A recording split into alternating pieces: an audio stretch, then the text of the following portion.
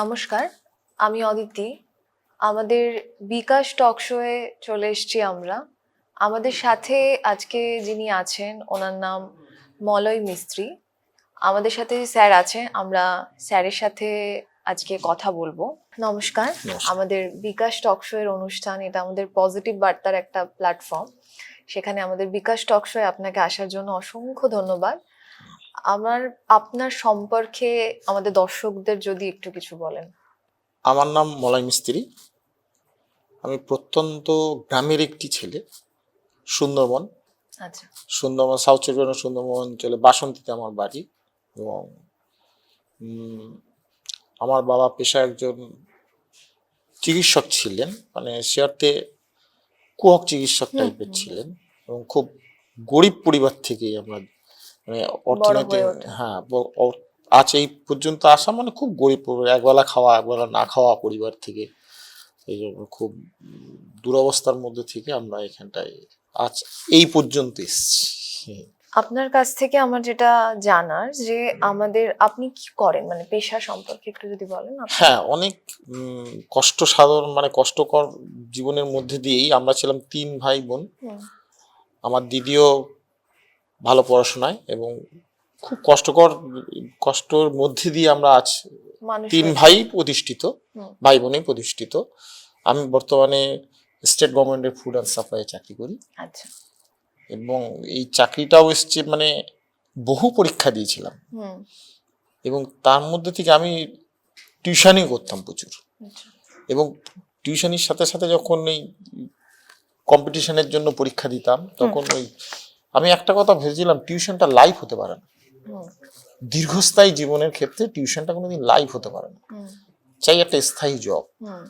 এবং আমাদের সময় জব, আমরা যে সময়কার আর কি, ধরুন 90-এর দশকের, 90 দশক, বিংশ শতাব্দী 2010-15 পর্যন্ত কিন্তু চাকরির একটা ফ্লো ছিল, খুব গভর্নমেন্ট সার্ভিসের খুব ফ্লো ছিল। বিভিন্ন রকমের পরীক্ষা হতো, প্রত্যেক সপ্তাহে পরীক্ষা হতো। সেই পরীক্ষাগুলোর জন্য কিন্তু আমরা কন্টিনিউ ট্রাই করে যেতাম, এবং তার সাথে কিন্তু প্যারালাল ওই টিউশনি করে নিজের হাত খরচাটা চালানোর জন্য এটাও করতাম। এবং করতে মানে আমি খুব লেটে যে 32 বছর বয়সে চাকরিটা। আচ্ছা। আমাদের বর্তমান যে জেনারেশন আছে বা প্রজন্মের কাছে আপনি মানে পড়াশোনাটা কিভাবে করবে, বা এই যে একটা সরকারি চাকরির ক্ষেত্রে তো একটা সবাই এখন ভাবছে যে লেন্থলি একটা প্রসিডিওর, তো তাদের জন্য কি বার্তা দেবেন আপনি? বর্তমানে গভর্নমেন্ট সার্ভিস অনেক কমে গেছে, এবং সমস্ত গভর্নমেন্টই, সেন্ট্রাল গভর্নমেন্ট বলুন আর স্টেট গভর্নমেন্ট বলুন, এরা আউটসোর্সিং এ চলছে।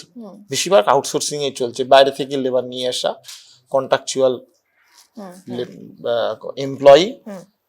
শেষকালে পার্মানেন্ট জবের ক্ষেত্রে কিন্তু অতীব সংশয় দেখা দিয়েছে। সেই জন্য যে কোনো গভর্নমেন্ট অফিসে কিন্তু পার্মানেন্ট যে চাকরিগুলো, সেগুলো কিন্তু কমে যাচ্ছে। বর্তমান সেই এই ইয়ের মধ্যে পড়ে গেছে, স্প্যানের মধ্যে পড়ে গেছে।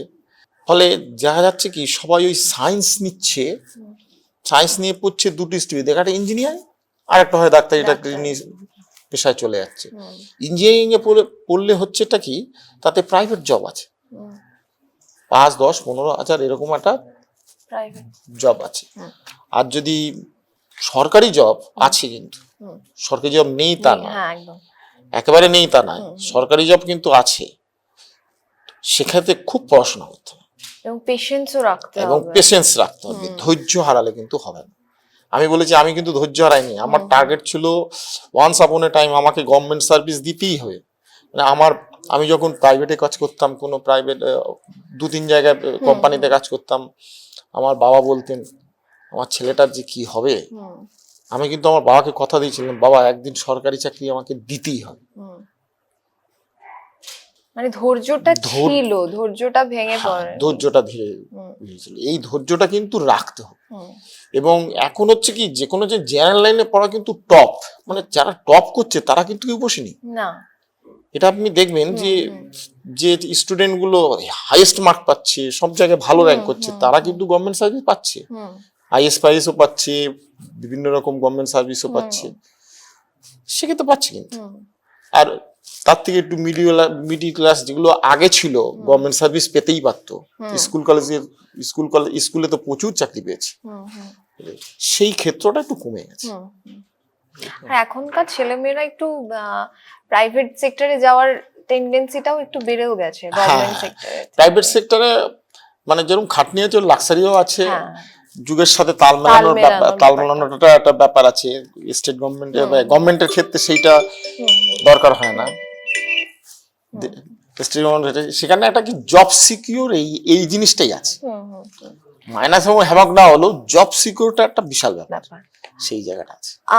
আপনি যেহেতু ফুড অ্যান্ড সাপ্লাই জব করেন, তো আমি সেই জব সম্পর্কে একটু জানতে চাই, মানে বিষয়টা সম্পর্কে, এবং যদি কেউ এই লাইনে এগোতে চায়, এই দিকে যেতে চায়, ফুড অ্যান্ড সাপ্লাই বা এই ধরনের লাইনে যেতে চায়, তো তাদের জন্য কিভাবে যাবে বা কি করতে হবে, কি পড়াশোনা? গভর্নমেন্টের বিভিন্ন পরীক্ষা হয়, ফুড অ্যান্ড সাপ্লাই এর বিভিন্ন ইন্সপেক্টরের পরীক্ষা হয়, হ্যাঁ, এবং হ্যাঁ। পিএসসি থ্রু দিয়েও পরীক্ষা আচ্ছা। হয়। ক্লার্কশিপ যেগুলো হয় সেগুলো পিএসসি থ্রু থেকে হয়। এই জবটা সম্পর্কে একটু বলবেন। মূলত ফুড সাপ্লাই ওয়েস্ট বেঙ্গলের যত রকম মানে রেশন ডিপার্টমেন্টের যত রকমের সাপ্লাই আছে, মানে চাল, গম, চিনি, হুম এইগুলো কিন্তু পুরো পিডিএস সিস্টেমটাকে নিয়ন্ত্রণ করে। আচ্ছা। গ্রামগঞ্জে থেকে চাষিদের কাছ থেকে ধান কেনার থেকে শুরু করে তার থেকে চাল হবে, হুম সেই চালটা আবার রেশন ডিলারদের কাছে যাবে, রেশন ডিলাররা সেটা ডিস্ট্রিবিউশন করবে হুম রেশন কার্ডের মাধ্যমে, রেশন কার্ড হোল্ডার যারা যাবেন তাদের মাধ্যমে ডিস্ট্রিবিউশন হবে। এই টোটাল প্রসিডিউরটা বিশাল প্রসিডিউর, আচ্ছা। এটাকে পুরো নিয়ন্ত্রণ করা হয়। হুম আমি বর্তমানে হেডকোয়ার্টারে আছি, আচ্ছা ওখান থেকেই নিয়ন্ত্রিত হয় সবকিছু। আচ্ছা। যেহেতু এখন মানে প্রাইভেট সেক্টরে আমরা দেখি যে প্রেশারটা বেশি থাকে, কিন্তু গভর্নমেন্ট সেক্টরে হয়তো প্রেশারটা কম এবং একটা রিল্যাক্সেশনও আছে বোধহয় মনে হয় প্রাইভেট সেক্টরের থেকে। তো সেক্ষেত্রে আপনি যেহেতু একজন গভর্নমেন্ট মানে স্কিমে আছেন, তো সেক্ষেত্রে জব স্যাটিসফ্যাকশন সম্পর্কে যদি একটু বলেন। দেখুন, জব স্যাটিসফ্যাকশনটা কিন্তু একটা আমার কাছে অন্যরকম ব্যাপার। আপনি যে কাজটাকে ভালোবাসবেন সেই কাজটা আপনার জব স্যাটিসফ্যাকশন হবে, আসবে। সেটা কম মাইনে পান আর বেশি মাইনে পান। বেশি মাইনা দিলেই যে জব স্যাটিসফ্যাকশন হবে তা কিন্তু নয়। না, আপনার কাজটাকে ভালোবাসতে হবে, মেন্টাল পিস থাকতে হ্যাঁ, হবে। মেন্টাল পিস থাকতে হবে। কাজটাকে আনন্দের সাথে নিতে হবে, আনন্দের সাথে করতে হবে, করলে আপনি জব স্যাটিসফ্যাকশনটা পেয়ে যাবেন। পাবে।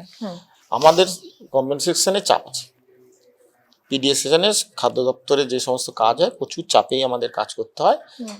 তার মধ্যেই আমরা অফিসারদের সাথেও বলুন, এমপ্লয়ীদের সাথে এরকম বিভিন্ন এনজয়েবল ওয়ার্কের মাধ্যমে ব্যাপারটাকে এনজয় করি। আর ওই একটাকে আপনার কথাকে বললাম যে জব সিকিউর, আপনার একটুকুনি করলাম না, আমাকে চাকরি থেকেই করতে হবে, নট করে দেবে, এরকম ব্যাপারটা নেই। জাস্ট এইটুকুনি, আর কিছু না। মানে যে জায়গাটায় নিজে আর এত বছর থেকে যেহেতু আছেন, তা একটা ভালোবাসা তৈরি হয়ে গেছে। হ্যাঁ, ভালোবাসা তো তৈরি হচ্ছে, অবশ্যই হয়েছে। আমার খুব আনন্দ, মানে অফিসে না গেলেই মানে খারাপ লাগে, খারাপ লাগে। আমার কলিগদের সাথে দেখা হলো না, অফিসারদের সাথে কথা হলো না, এটা খারাপ লাগে। বাড়িতে বসে থাকতে ভালো লাগে না। আমরা শুনলাম ওনার থেকে, উনি বর্তমানে ফুড অ্যান্ড সাপ্লাই চাকরি করেন, কর্মরত। তো সেই সম্পর্কেও আমরা কিছু শুনলাম, এবং আমাদের বর্তমান যে প্রজন্ম বা বর্তমান ছেলে মেয়েদের কাছে উনি বার্তা দিলেন যে ধৈর্য রাখো, ধৈর্য হারিয়ে ফেললে হবে না। একদমই তাই, ধৈর্য রেখে নিজের পথে এগিয়ে যাও। আমরা আমাদের অনুষ্ঠানের একদম শেষে চলে এসেছি, আমরা শেষ করছি আমাদের আজকের কথোপকথন পর্ব। আপনারা ভালো থাকবেন, আমাদের বিকাশ টক শো এর পাশে থাকবেন।